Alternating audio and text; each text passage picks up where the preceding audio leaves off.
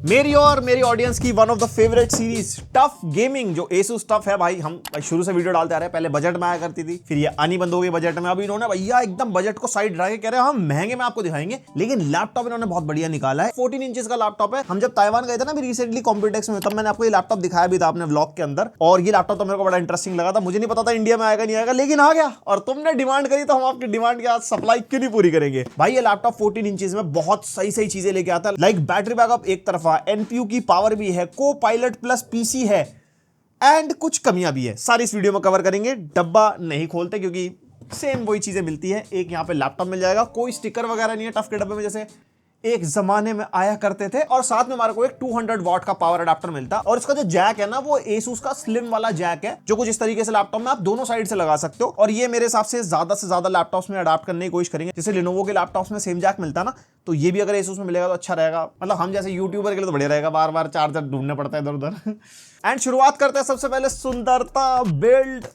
Light weight है भाई laptop, 1.46 kg इसका वेट है। और अगर आप इसका 200 वॉट का चार्जर भी इंक्लूड कर दोगे तो 2.2 kg तक ये जाता है। एंड भाई गेमिंग लैपटॉप, लाइट वेट, वो भी छोटा साइज में छोटा।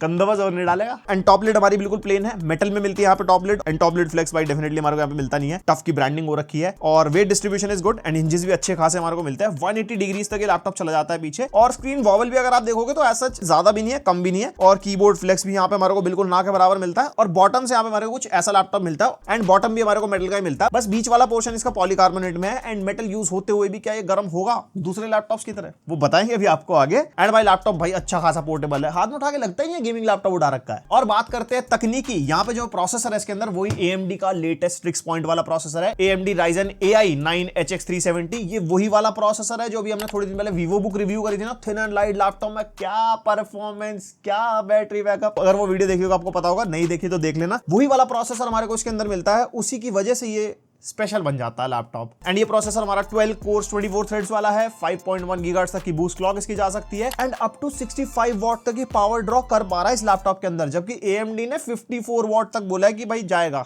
एसूस ने बोला रुको हम जरा ट्वीक करके डालते हैं। और इसके अंदर हमारे को एनपीयू मिलता है AMD का XDNA2, जो हमारा 50 टॉप्स की पावर के साथ आता है। Definitely Intel core ultra series 2 से ज्यादा टॉप्स हमारे को मिलते हैं, जिससे रियल लाइफ में खैर इतना फर्क नहीं पड़ेगा। एंड ये जैसे कि 50 टॉप्स के साथ आता है तो कोपायलट प्लस सर्टिफाइड हो जाता है लैपटॉप। लेकिन अभी कोपायलट प्लस के कोई फीचर्स नहीं है इसके अंदर, उसके लिए अपडेट रोल आउट होगा। और कोपायलट प्लस के फीचर्स आपको बहुत सारी वीडियोस में बता चुका, बाकी गूगल भैया जिंदाबाद। एंड एनवीडिया RTX 4060 मिलता है, 8GB VRAM वाला ग्राफिक्स कार्ड है, 100 वॉट TGP के साथ ट्वीक कर रखा है इसके अंदर, बिकॉज ये पतली चेसी के अंदर है, हल्का लैपटॉप है तो ज्यादा गर्म नहीं कर सकते, वरना फिर थर्मल्स कैसे मैनेज होंगे। एंड परफॉर्मेंस इसका 4060 बढ़िया निकाल के देता है, गेम टेस्ट में भी, इवन प्रोडक्टिविटी में भी। आगे बात करता हूं उसके बारे में। और 32GB की LPDDR5X रैम हमारे को मिल जाएगी 7500 मेगा ट्रांसफर पर सेकंड स्पीड के साथ। और भैया स्टोरेज 2TB की Gen 4 SSDs के अंदर है, and read and right speed अच्छी खासी हमारे को मिलती है। थिन फॉर्म फैक्टर में इतनी रीड एंड राइट स्पीड ही हमारे को मिलती है, बाकी जो फुल फ्लेजेड गेमिंग लैपटॉप्स होते हैं उसमें 7000 तक चली जाती है। और भाई इतने पतले से लैपटॉप के अंदर 2 SSD के स्लॉट्स हैं, यानी कि पर स्लॉट 2TB 4TB तक आप एक्सपैंड कर सकते हो। रैम के अंदर कोई एक्सपेंशन नहीं है क्योंकि LPDDR5X रैम सोल्डर्ड वाली है। और कनेक्टिविटी में Wi-Fi 6E and Bluetooth version 5.3 मिलता है, जिसमें कोई दिक्कत नहीं है। और MS ऑफिस भी है इस लैपटॉप के अंदर। Asus टफ सीरीज में MS ऑफिस महंगा भी है ना। ये जो लैपटॉप है 1,70,000 का है, जो वेरिएंट हमारे पास है। इसके अंदर एक Ryzen 7 8000 सीरीज के साथ 4050 वाला भी है, जो हमारे को 1,30,000 का मिलता है। जो भाई पावर एफिशिएंसी और जो एनपीयू वाली तगड़ी कोपायलट प्लस वाली पावर है वो इसी वेरिएंट के अंदर है, इसलिए वाला महंगा है। जो दूसरे वाला है वो कोपायलट प्लस सर्टिफाइड नहीं है, प्लस उसका जो एनपीयू भी है वो 15-16 टॉप्स वाला है, तो समझ गया ना मतलब। और अगर बात करते हैं परफॉर्मेंस की, पहले बेंचमार्क के नंबर, Cinebench R23 के स्कोर्स आप देख सकते हो, बढ़िया स्कोर से लैपटॉप निकाल के देख रहा है। और Cinebench R23 को हमने बैटरी पे भी निकाल के देखा, देखने के लिए कि परफॉर्मेंस ड्रॉप वगैरह तो नहीं होता। तो एज सच कोई परफॉर्मेंस ड्रॉप नहीं है, क्योंकि हमने प्लग इन पे टर्बो पे निकाला तो कुछ ये बेंचमार्क निकल गया है, लेकिन बैटरी पे ये ऑटोमेटिकली परफॉर्मेंस मोड पे शिफ्ट हो जाता है, एंड परफॉर्मेंस मोड पे TDP का ड्रॉप आता है। उसकी वजह से जो स्कोर्स निकल के आ रहे हैं वो एग्जैक्ट परफॉर्मेंस मोड पे वैसे ही निकल के आ रहे हैं जैसे आने चाहिए, यानी कि लैपटॉप की परफॉर्मेंस में कोई सैक्रिफाइस नहीं है। बैटरी पे भी आप इसको प्रॉपर्ली यूज कर सकते हो, एडिटिंग के लिए, गेमिंग के लिए, सारी चीजों के बारे में भी आगे बात करूंगा वैसे। और उसके बाद ये रहा सिनेमेंस 2024 का बेंचमार्क, बढ़िया नंबर्स, क्रॉस मार्क का बेंचमार्क ये रहा। एंड ये रहे हमारे गीक 6 के नंबर्स जो अच्छे खासे निकाल के दे गया। गीक का एआई वाला बेंचमार्क निकाला, उसके नंबर्स आप देख सकते हो अगर कंपेयर करना हो किसी और सिस्टम से। गीक 6 का ओपन सीएल स्कोर 91,000 प्लस, और मैंने कहा था इसका 4060 अच्छा परफॉर्म कर रहा है, वो बेंचमार्क के नंबर से पता लगता है। और ये रहा पीसी मार्क 10 7000 प्लस, बढ़िया स्कोर है। फिर निकाला वीआर मार्क का बेंचमार्क, वीआर गेमिंग आराम से कर सकते हो, 12000 प्लस स्कोर निकल गया है इसका। फिर पीजेड बेंचमार्क्स निकाले हमने, पहले प्रीमियर प्रो के निकाला 8000 प्लस, यानी कि 4K 60 FPS तक की बढ़िया वीडियो एडिटिंग आप इसके ऊपर कर सकते हो। देन डाविंची निकाला 6000 प्लस, अच्छा स्कोर है, डाविंची चलाने में भी कोई दिक्कत नहीं आएगी। एंड फोटोशॉप तो भैया 8000 प्लस, अच्छे से अच्छे लेवल का बढ़िया फोटोशॉप इस पे चला सकते हो, कोई दिक्कत आपको नहीं आने वाली। और हाँ 3D मार्क टाइम्स भाई नंबर्स आप देख सकते हो, बढ़िया नंबर्स निकाल के दे रहा है सीपीयू जीपीयू दोनों के। एंड रियल लाइफ परफॉर्मेंस की बात कर लेते हैं। देखो फोटो वीडियो एडिटिंग में कोई दिक्कत नहीं है, आपको लाइव स्ट्रीमिंग अगर करनी है सिंगल पीसी वाली, ये आराम से करवा देगा। टॉकिंग एंड लाइव स्ट्रीम्स तो हमारी 40-50,000 के लैपटॉप्स में भी हो जाती हैं। इसके अंदर आप गेमिंग वाली लाइव स्ट्रीम्स भी अच्छे से आप कर सकते हो, coding, music production, 3D modelling, rendering, game development, सारे टास्क हो जाएंगे। बट जो ज्यादा हाई एंड प्रोडक्टिव टास्क होते हैं बहुत सब्जेक्टिव है भाई, इसके लिए लोग 1 लाख से लेके 5 लाख 7 लाख बहुत सारी चीजों में पैसा खर्च करते हैं depending upon their task. For example आप गेम डेवलपमेंट कर रहे हो, कैसा प्रोजेक्ट है, कैसा गेम है, रे ट्रेसिंग है या नहीं है, कितने शेडर्स हैं, कितने टेक्सचर्स हैं, जैसा प्रोजेक्ट वैसी आपकी मशीन की डिमांड। बाकी हाई एंड टास्क आराम से हैंडल कर लेगा, कोई दिक्कत नहीं है। एंड यस एआई वाले टास्क एनपीयू के अंदर मिलता है। एनपीयू हमारा न्यूरल प्रोसेसिंग यूनिट है और वो काम आता है लो एंड वाले एआई टास्क को हैंडल करने में, और पावर एफिशिएंसी का बहुत बड़ा रोल है। अब ऐसा नहीं है कि आप नॉन एनपीयू वाला लैपटॉप ले रहे हो तो उसके अंदर एआई टास्क नहीं कर सकते, उसमें भी हो जाएंगे। इसके अंदर क्या है कि बैटरी बैकअप आपका अच्छा चलेगा, क्योंकि हर छोटे काम के लिए सीपीयू जीपीयू पे लोड नहीं आएगा। दूसरे लैपटॉप्स में सीधा सीपीयू जीपीयू पे लोड आता है। मान लो आप i9 4900HX वाला लैपटॉप ले रहे हो, प्रेडेटर ले रहे हो, तो भैया आपने कोई छोटा मोटा एआई टास्क लगा सीधा 4900, तो पता है इंटेल कितना बूस्ट मारता है, तो वहां पे आपका बैटरी बैकअप एकदम से ड्रॉप होगा। इसके अंदर वो कहेगा भैया नहीं मैं हैंडल कर लूंगा जहां तक मुझसे होगा, उसके बाद जरूरत पड़ी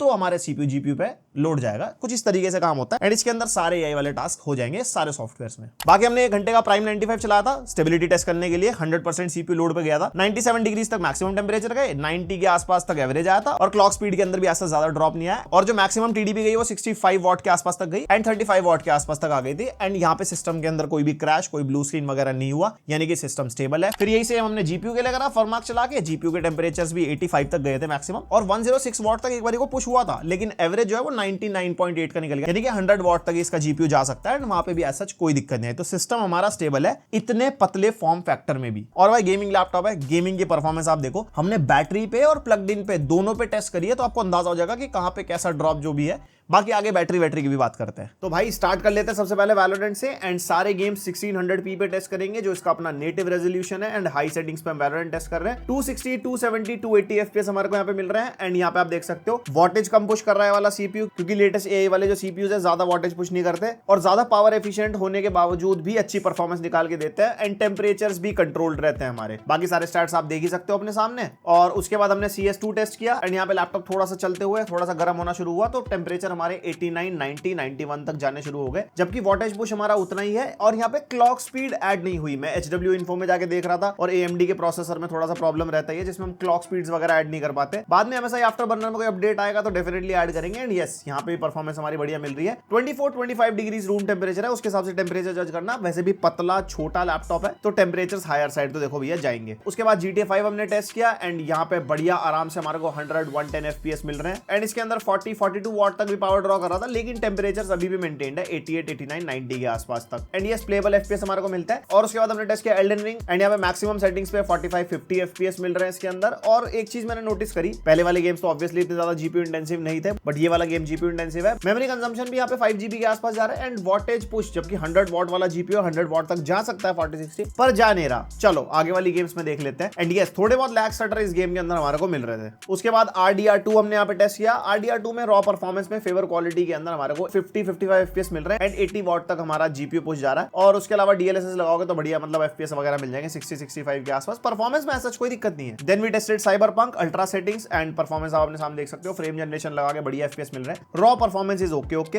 प्रॉपर 4060 वाली परफॉर्मेंस की उम्मीद आप इस लैपटॉप से नहीं कर सकते। ये पावर एफिशिएंट लैपटॉप है, पतला है, 14 इंचेस में, तो गेमिंग उस हिसाब से आप जज करना, मतलब फुल फ्लेजेड गेमिंग लैपटॉप के हिसाब से नहीं। रे ट्रेसिंग ऑन पे भी अगर आप देखोगे तो यहाँ पे हमारे को DLSS फ्रेम जनरेशन लगा लगाने के बाद परफॉर्मेंस अच्छी मिल रही है। एंड अभी आपने देखा थोड़ी देर के लिए हमारा 100 वॉट तक जीपीयू पुश हुआ था, लेकिन दोबारा 75-80 तक आ गया। फिर हॉगवर्ट्स लेगेसी टेस्ट किया, मतलब अच्छे खासे प्लेबल एफपीएस मिल गए अल्ट्रा सेटिंग्स पे, रे ट्रेसिंग भी अल्ट्रा है, मतलब रॉ परफॉर्मेंस 35 के आसपास एंड फ्रेम जनरेशन लगाने के बाद 80 अबव। फिर हमने टेस्ट किया होराइजन फॉरबिडन वेस्ट, यहाँ पे वेरी हाई सेटिंग्स पे प्लेबल एफपीएस मिल जाते हैं। फिर हमने गोस्ट ऑफ सुशीमा ट्राई किया एंड ये गेम भी अच्छा खासा ऑप्टिमाइज्ड है, बढ़िया एफपीएस यहाँ पे हमारे को मिलते हैं फ्रेम जनरेशन लगाने के बाद भी, इवन रॉ परफॉर्मेंस पे भी। Then God of War Ragnarok हमारा बहुत ही ऑप्टिमाइज्ड गेम है, अच्छे एफपीएस पुश करता है और अल्ट्रा सेटिंग्स पे बढ़िया प्लेबल फ्रेम रेट आपको मिल जाएंगे। देन वी टेस्टेड हेलब्लेड 2, ये बहुत डिमांडिंग गेम है एंड यहाँ पे हमारे जीपीयू की वॉटेज 85-90 तक गई, यानी कि हम कह सकते हैं जीपीयू वॉटेज ड्रॉ करेगा, लेकिन पावर यहाँ पे आई थिंक एडाप्टर की लिमिटेड है यहाँ पे, क्योंकि हमारा सीपीयू वॉटेज आप देख सकते हो वहां से कम हो चुका है। तो जिस टाइप का आपका गेम का कंजम्पशन होगा वो सीपीयू इंटेंसिव है, जीपीयू इंटेंसिव है या बैलेंस्ड है, उसके अकॉर्डिंग आपकी पावर पुश होगी। यहाँ पे लिमिटेड पावर दी जा रही है बिकॉज ऑफ द थर्मल्स, वो मेंटेन करने बहुत जरूरी है, बट ओवरऑल काफी एफिशिएंटली चल रहा है लैपटॉप। एंड बैटरी का स्टार्ट हमने इसलिए ऑन रखा था क्योंकि आपको दिखे कि लिमिटेड पावर की वजह से बैटरी ड्रेन तो नहीं हो रहा जैसे Lenovo लॉक में हो रहा था। इसके अंदर ऐसा कोई सीन नहीं, हमने कम से स्टार्ट किया, 100% तक बैटरी गई। फिर ब्लैक मिथ वुकोंग टेस्ट किया, सिनेमैटिक यानी कि highest possible settings. Raw performance इतनी प्लेबल नहीं है बिकॉज अनरियल इंजन 5 पे बनाई है, लेकिन यहाँ पे अगर आप देखोगे फ्रेम जनरेशन लगा के तो बढ़िया हमारे को एफपीएस मिलता है, लेकिन रे ट्रेसिंग ऑफ पे। फिर हमने रे ट्रेसिंग को वेरी हाई पे किया और इवेंचुअली पता नहीं एफपीएस इसमें ज्यादा क्यों आ रहे थे, बट यस यहाँ पर आराम से ब्लैक मिथ वुकोंग खेल सकते हो, ये सिनेमैटिक है। फिर उसके बाद हमने एलन वेक 2 टेस्ट किया, एलन वेक 2 में आराम से हमारे को 30 एफपीएस मिल रहा है एवरेज, मतलब रॉ परफॉर्मेंस में, एंड डीएलएसएस फ्रेम जनरेशन लगाने के बाद अच्छे एफपीएस मिल रहा है। उसके बाद अगर हम रे ट्रेसिंग को भी हाई पे कर देते हैं तो भाई लैपटॉप कहता है भैया नहीं, हम हाई सेटिंग्स पे नहीं खिलवा पाएंगे, अगर आपको मीडियम पे खेलना तो खेल लेना ऑब्वियसली। और तुम्हारे दिमाग में आ रहा होगा भैया जब स्ट्रिक्स पॉइंट वाला इसमें सीपीयू लगा दिया है, इतना पावरफुल सीपीयू है जो हम आपको वीवोबुक S14 OLED में दिखा चुके हैं, तो तुम्हारे दिमाग में भी आ रहा होगा कि भैया बैटरी पे भी जरा गेम टेस्ट कर लेते हैं। यहाँ पे भाई परफॉर्मेंस मोड पे है लैपटॉप, 1080p रेजोल्यूशन है और यहाँ पे हमने डेडिकेटेड जीपीयू को कर दिया है बंद और कर रहे हैं वैलोरेंट टेस्ट। एंड यहाँ पे आप देख सकते हो भाई यहाँ पे बैटरी पे चल रहा है ये, और यहाँ पे आराम से बढ़िया एफपीएस आप निकाल सकते हो। और सिर्फ वैलोरेंट में ही नहीं, हमने ब्लैक मिथ वुकोंग भी टेस्ट किया लोएस्ट पॉसिबल सेटिंग्स पे, एफएसआर फ्रेम जनरेशन लगाया, ऑब्वियसली डीएलएसएस काम नहीं करेगा बिकॉज एनवीडिया का जीपीयू नहीं चल रहा है यहाँ पे, और इसके अंदर भी लोएस्ट पॉसिबल सेटिंग्स पे 60-65 एफपीएस यहाँ पे हमारे को मिल गए। तो अगर आपको ट्रैवल करते हुए फ्लाइट में या किसी पब्लिक ट्रांसपोर्ट में आप जा रहे हो और आपको गेम खेलना अपने लैपटॉप पे, तो आप इस लैपटॉप पे खेल पाओगे। Even on cyberpunk lowest possible settings frame generation लगाने के बाद एफएसआर वाला 90 अबव फ्रेम रेट मिल रहा है, बाकी समटाइम्स 100 ऑल्सो। उसके बाद गोस्ट ऑफ सुशीमा ट्राई किया, इसके अंदर भी हमारे को बढ़िया फ्रेम रेट मिल रहा है भाई बैटरी पे, लेकिन वही बात है लोएस्ट पॉसिबल सेटिंग्स है,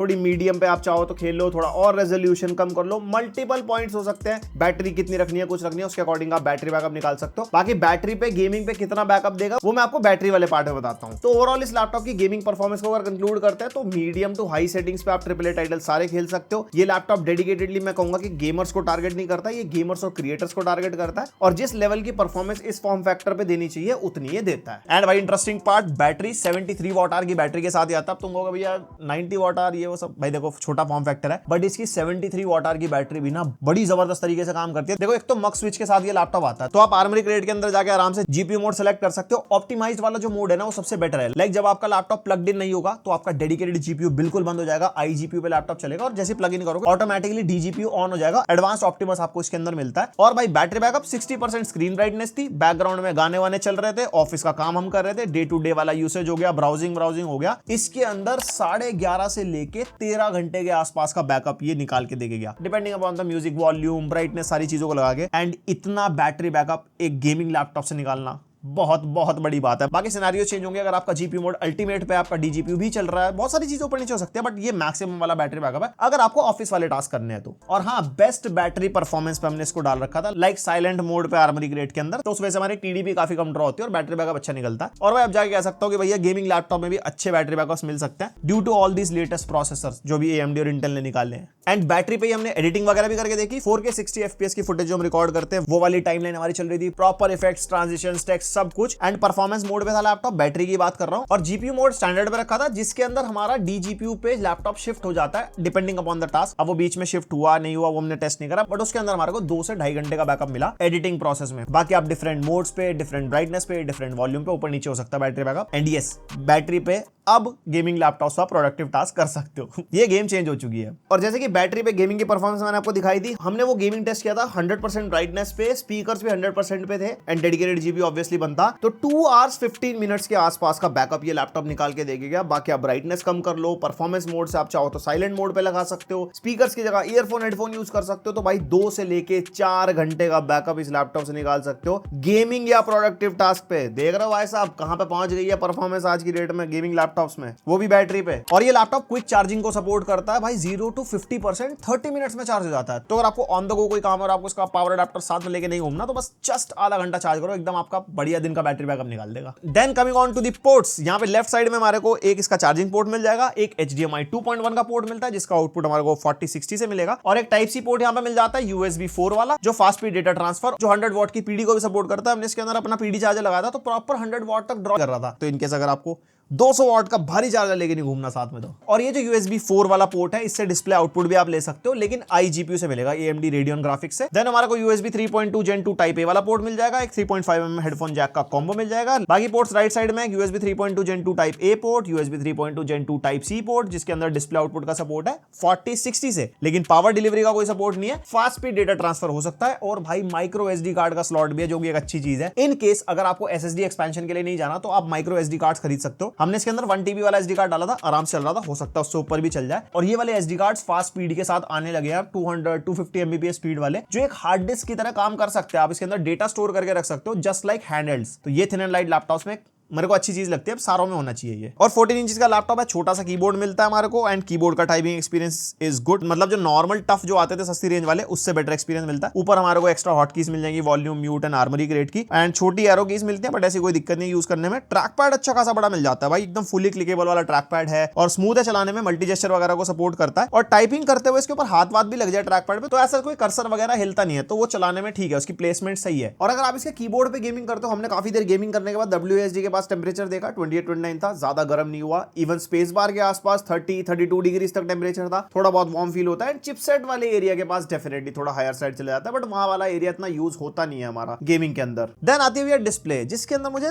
थोड़ी सी शिकायतें हैं। यहाँ पे 14 इंचेस की हमारे को 2.5 के डिस्प्ले मिलती है, IPS पैनल है, 2560x1600 इसका रेजोल्यूशन है, 16:10 वाली डिस्प्ले, यानी कि एक्स्ट्रा वर्टिकल स्पेस आपको मिलेगा, एंटी ग्लेयर वाली डिस्प्ले मिलेगी, 165 हर्ट्ज का रिफ्रेश रेट है, डायनामिक रिफ्रेश रेट को भी ये सपोर्ट करती है, एंड कलर गैमेट यहाँ पे हमारे को अच्छा मिलता है, बट और बेटर हो सकता था। Like 97% sRGB, 73% Adobe RGB, 76% DCI P3 and 68% NTSC। DCI P3 colour gamete थोड़ा ज्यादा होना चाहिए था, क्योंकि भाई ये 1,70,000 का लैपटॉप है, और यहाँ पे वैसे ब्राइटनेस अच्छी है, 430 निट्स तक ये जा रहा था, ऑल टाइम ब्राइटनेस है। कोई भी HDR का सपोर्ट नहीं है डिस्प्ले के अंदर, जो कि एक ड्रॉबैक है। कोई भी डॉल्बी विजन का सपोर्ट नहीं है, जो कि एक ड्रॉबैक है। कोई भी सर्टिफिकेशन नहीं है लो ब्लू लाइट के लिए, TUV राइनलैंड वगैरह, तो वहां पे इन्होंने काफी खर्चा बचा रखा है इसकी डिस्प्ले पे, जो बेटर हो सकता था। भाई आप लीजन में उठा के देखो ना, इतनी प्यारी डिस्प्ले आती है, और पैसे कम थोड़ी ले रहे हो यार, मानता हूं R&D में खर्चा, डिस्प्ले अच्छी देनी चाहिए थी यार। बट ओवरऑल अगर डिस्प्ले को कंक्लूड करता हूं, अच्छा कलर गैमेट है, कलर ग्रेडिंग वाले टास्क कर सकते हो, कंटेंट देखने में मजा आता है, गेमिंग करोगे कोई दिक्कत नहीं आएगी। नॉर्मल ऑडियंस के लिए कोई ऐसा दिक्कत नहीं है, बट एक जो सोने पे सुहागा वाली चीज होती है ना,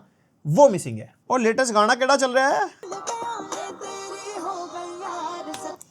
स्पीकर ओके है, 11 वॉट के 2 स्पीकर्स मिलते हैं डाउन फायरिंग वाले, एंड बहुत कम आवाज आपको मिलेगी। आवाज थोड़ी सी मतलब ना अच्छी है, थोड़ी बेसी सी फील होती है, क्वालिटी अच्छी है, बट लाउडनेस से ज्यादा उम्मीद मत करना। अगर पब्लिक प्लेस में बैठे हो, सोचो उसके कीबोर्ड से कुछ आप सुन लोगे और समझ लोगे, नहीं, हेडफोन ईयरफोन्स आपको चाहिए होंगे। बट एक अच्छी चीज है, डॉल्बी एटमॉस का सपोर्ट है, एक्सटर्नली कोई हेडफोन्स, कोई sound bar, Dolby Atmos certified अगर लेते हो तो आपको प्रॉपर आउटपुट मिलेगा पूरे चैनल्स में। और ये रहा इसका वेबकैम, और माइक भी लैपटॉप का यूज हो रहा है। पहली बार फुल HD वेबकैम मिल रहा है हमारे को टफ सीरीज के अंदर, एंड क्वालिटी अच्छी है। माइक की क्वालिटी कैसी है वो आप जज करो और कमेंट में बताओ, कमेंट कर दिया करो। और साथ में स्टूडियो इफेक्ट्स हमारे को मिल जाएंगे, जैसे automatic framing, eye contact, background effects वगैरह भी आप लगा सकते हो। और पोर्ट्रेट लाइट और क्रिएटिव फिल्टर्स अभी हमारे ब्लर हैं, ये शायद कोपायलट प्लस का जब सर्टिफिकेशन आएगा तो उसके साथ ये ऑन हो जाएंगे, और देखते हैं इसमें क्या हमारे को नया मिलता है। एंड विंडोज हेलो का भी सपोर्ट मिलता है, IR सेंसर वेबकैम के साथ मिलता है, एकदम बढ़िया फेस अनलॉक वगैरह हो जाता है, फिंगरप्रिंट नहीं है। सो ये था इसका पूरा रिव्यू, एंड कंक्लूड कर लेते हैं। सबसे पहली चीज देखो, 1,70,000 रुपीज में आपको आराम से 4070 वाले लैपटॉप मिल जाएंगे विद i9,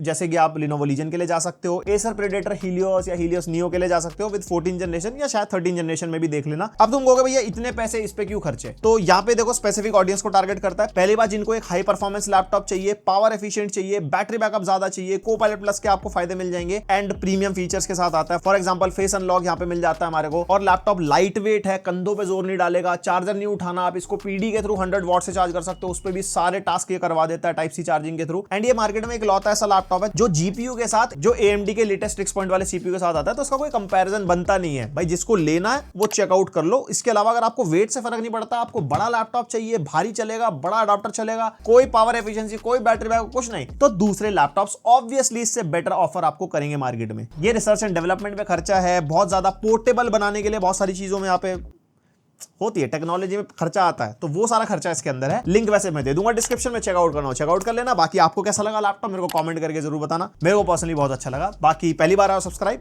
और बेल आइकन पे ऑल। 1 मिलियन हो गए, 2 मिलियन करवा दो फटाफट। मिलता है नेक्स्ट वीडियो, तक के लिए बाय।